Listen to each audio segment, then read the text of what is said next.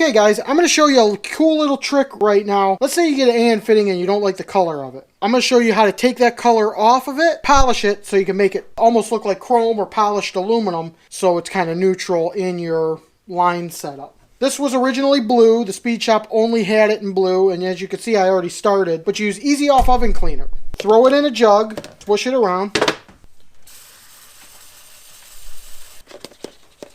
We're going to let that sit, and then I'll be right back and I'll show you guys how you can polish it and make it look awesome. Been about a half hour, so let's grab it out of here, dry it off. And it turns out kind of black. It's no longer blue. So now I'm going to take it over to the buffer, and we're going to buff it out so it's nice and shiny and looks a lot better than that. Okay, I got some cheap polish here. Nothing fancy. Put some of that on here.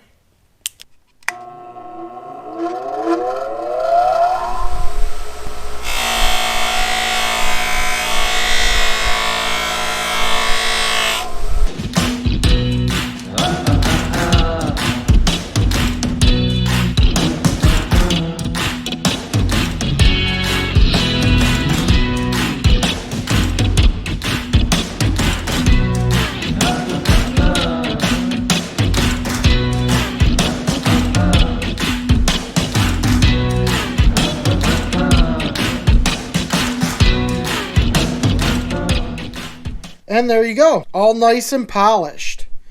And that's how you take anodizing off of a and fitting and make it shiny chrome looking or shiny polished.